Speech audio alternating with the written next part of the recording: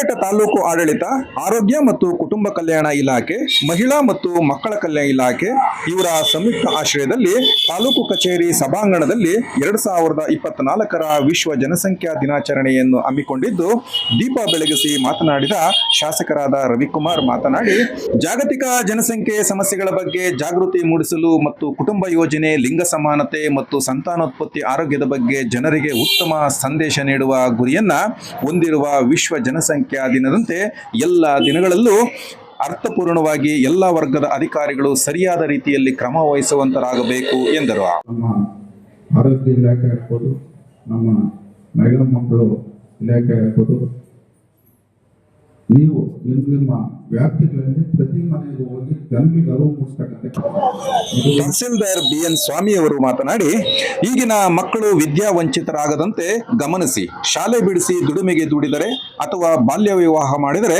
ತಕ್ಷಣ ಮೇಲಧಿಕಾರಿಗಳಿಗೆ ತಿಳಿಸಿ. ಇದರ ಬಗ್ಗೆ ಪೋಷಕರಿಗೆ, ಅಂಗನವಾಡಿ ಕಾರ್ಯಕರ್ತರುಗಳು ಮತ್ತು ಆಶಾ ಕಾರ್ಯಕರ್ತರುಗಳು ಅರಿವು ಮೂಡಿಸುವಂತಹ ಕೆಲಸವಾಗಲಿ ಎಂದರು.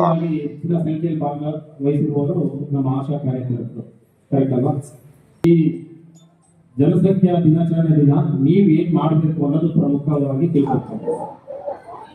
ಸಂದರ್ಭದಲ್ಲಿ ಆರೋಗ್ಯಾಧಿಕಾರಿ ಡಾಕ್ಟರ್ ವೆಂಕಟೇಶ್ ಮೂರ್ತಿ, ಆಡಳಿತ ವೈದ್ಯಾಧಿಕಾರಿ ಡಾಕ್ಟರ್ ಮನೋಹರ್, ಸರ್ಕಾರಿ ನೌಕರರ ಸಂಘದ ಅಧ್ಯಕ್ಷ ಸುಬ್ಬಾರೆಡ್ಡಿ, ಜಿಲ್ಲಾ ಜಾಗೃತಿ ಸಮಿತಿ ಮಂಜುನಾಥ್, ತಾದೂರ್ ರಘು, ಕುಟುಂಬ ಕಲ್ಯಾಣಾಧಿಕಾರಿ Chandrashekar, BEO Narendra Kumar, doctor Devaraj, CDPO ನೌತಾಸ್, ಸಮಾಜ ಕಲ್ಯಾಣಾಧಿಕಾರಿ ಜಗದೀಶ್ ಮುಂತಾದವರು ಹಾಜರಿದ್ದರು.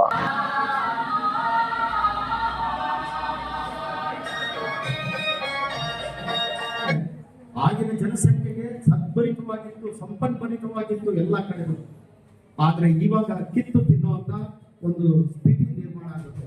ಇದೇ ರೀತಿ ನಾವು ಜನಸಂಖ್ಯೆನ ಹೆಚ್ಚಿಸ್ಕೊಂಡು ಹೋಗ್ತಾ ಇದ್ದಾದ್ರೆ ಮುಂದಿನ ಒಂದು 5 ವರ್ಷದಲ್ಲಿ ನಮಗೆ ಯಾರಿಗೂ ಇಲ್ಲಿ ಉಳ್ಕೊಳ್ಳೋಕ್ಕೂ ಸ್ಥಳನೂ ಇರಲ್ಲ, ತಿನ್ನೋದಕ್ಕೆ ಭೂಮಿ ಅಥವಾ ಬೆಳೆ ಎಲ್ಲ ನೀರು ಇರಲ್ಲ, ಸಂಪನ್ಮೂಲಗಳೆಲ್ಲ ಕೊರತೆಗಳಾಗಿರ್ತವೆ, ಎಲ್ಲ ಅನಕ್ಷರತೆ ಜಾಸ್ತಿ ಆಗುತ್ತೆ, ಆಮೇಲೆ ಬಡತನ ಜಾಸ್ತಿ.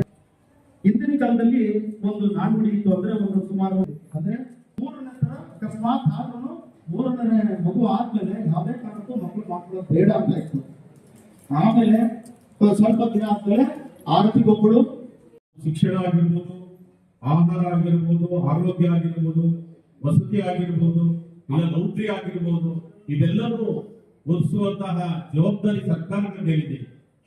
ಆದರೆ ಇವತ್ತಿನ ಒಂದು ಪರಿಸ್ಥಿತಿ ನಾವು ನೋಡಿದಾಗ ಇವತ್ತು ಅನೇಕ ಜನ ಇವತ್ತು ಅನ್ಎಂಪ್ಲಾಯ್ಮೆಂಟ್, ಅನಾರೋಗ್ಯ, ಇವತ್ತು ಇಲ್ಲಿದ್ದೀರ ಮತ್ತು ಆರೋಗ್ಯದ ಒಂದು ಗುರುಗಳು ಏನಿದ್ದಾವೆ ಅವುಗಳನ್ನ ಸರಿಯಾದ ರೀತಿಯಲ್ಲಿ ತೋರಿಸ್ಕೊಳ್ಳಕ್ಕೆ ಹಣ ಇದ್ದೀರ ಇವತ್ತು ಅನೇಕ ಜನ ಇವತ್ತು ಸಾಯ್ತಾ ಇದ್ದಾರೆ. ಸಪೋರ್ಟ್ ಮಾಡೋ ಬಗ್ಗೆ ಕೆಲವೊಂದು ಸ್ಕೀಮ್ಸ್ ಇದೆ. ಒಂದು ಭಾಗ್ಯಲಕ್ಷ್ಮಿ ಸ್ಕೀಮ್ ಎಲ್ಲರೂ ಗೊತ್ತಿದೆ, ಅದು ಯಾವುದೇ ರೀತಿಯಾಗಿ ಸ್ಟಾಪ್ ಆಗಿಲ್ಲ. ಸೊ ಅದಕ್ಕೆ ಸುಕನ್ಯಾ ಸಮೃದ್ಧಿ ಸ್ಕೀಮ್ ಅಂತ ಹೇಳ್ಬಿಟ್ಟು ಹೊಸದಾಗಿ ಹೆಸರಿಟ್ಟಿದ್ದಾರೆ. ಸೊ ಫಸ್ಟ್ ಮಗು, ಸೆಕೆಂಡ್ ಮಗು, ಹೆಣ್ಣು ಮಗು ಹುಟ್ಟಿದ್ರೆ ಅವ್ರಿಗೆ 1 ಲಕ್ಷ ರೂಪಾಯಿ ಅವರ ಅಕೌಂಟ್ ಅಲ್ಲಿ ಡೆಪಾಸಿಟ್ ಆಗುತ್ತೆ. ಸೊ ಪೋಸ್ಟ್ ಆಫೀಸ್ ಅಲ್ಲಿ ಎವ್ರಿ ಇಯರ್ ಅವ್ರ ಹೆಸರಲ್ಲಿ ಡೆಪಾಸಿಟ್ ಆಗುತ್ತೆ. ಸೊ ಫಸ್ಟ್ ಮಗು ಹಾಗೂ ಸೆಕೆಂಡ್ ಗರ್ಲ್ ಚೈಲ್ಡ್ ಆಯ್ತು. ಮೇಡಮ್ ಫಸ್ಟ್ ಪ್ರೆಗ್ನೆನ್ಸಿಯಲ್ಲಿ ಗಂಡು ಮಗು ಆಯ್ತು, ಅವ್ರಿಗೆ ಏನು ಇಲ್ಲ. ಸೊ ಫಸ್ಟ್ ಪ್ರೆಗ್ನೆನ್ಸಿಯಲ್ಲಿ ಯಾವುದೇ ಒಂದು ಗರ್ಭಿಣಿಗೆ PMV ಸ್ಕೀಮ್ ಅಲ್ಲಿ ಅಂದ್ರೆ ಮಾತೃ ವಂದನಾ ಸ್ಕೀಮ್ ಅಲ್ಲಿ ಆ ಗರ್ಭಿಣಿಗೆ 5,000 ರೂಪಾಯಿ ನಮ್ಮ ಇಲಾಖೆಯಿಂದ ಅವ್ರಿಗೆ ಪ್ರೊವೈಡ್ ಮಾಡ್ತಾರೆ.